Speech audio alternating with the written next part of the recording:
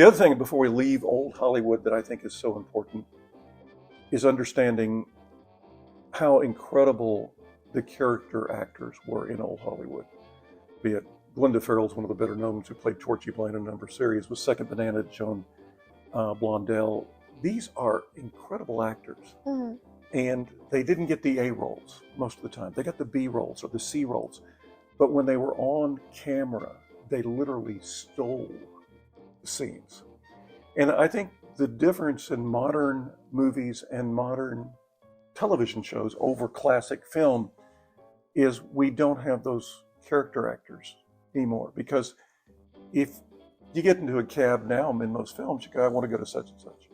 Back then, the cabbie would have a conversation with the person they were riding with, and that cabbie had a chance to steal the role. And that cabbie might appear in 35, 40 films in various roles. And therefore, they developed character actors, some of who became major stars. But they developed actors in stages. And that's something I think we miss in the studio system. We don't have anybody developing actors. If you look back from the 1930s, they developed abilities to sing, dance, do all of this stuff. The studio system was a college for actors. Yeah.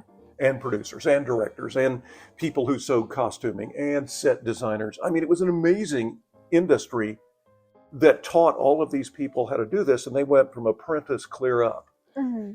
There isn't that system anymore. You work film to film.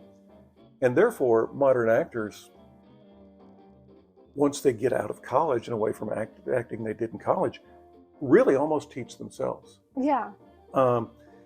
So are there any modern, I asked a friend of mine who works in theater, are there modern actors in film who compare to Bogart and people like that?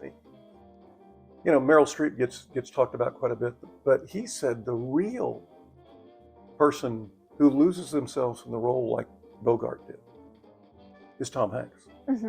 Because Hanks is not afraid to let himself become whatever role it is. And he's continued to grow. And therefore, when you watch a movie like Elvis, where he plays the Colonel, he's the Colonel. He's not Tom Hanks. Yeah. And that is the joy of watching a Tom Hanks film, is to watch him dissolve into who he's playing. Whereas if you're watching Tom Cruise or others, they're still playing themselves. Yeah. Yet, in a sense, Tom Hanks could have been a phenomenal film actor in the 1930s and 40s for the same reason he is a great actor, much more than a personality today. Yeah, that makes perfect sense.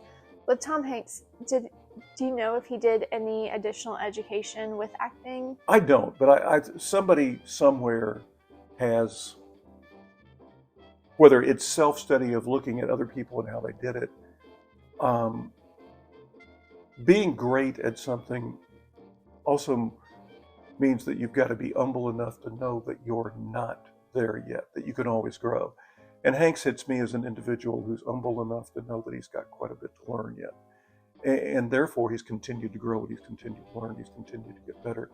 Hanks is also somebody who's not let his personal ego get in the way of taking film roles. Yeah. He doesn't always have to be the hero. He doesn't have to be the funny guy. He doesn't have to be the guy everybody wants to be. He will take on roles that are gritty roles. I mean, think about how different his role in Saving Private Ryan is compared to his role when he's playing in Elvis as Colonel Tom Parker.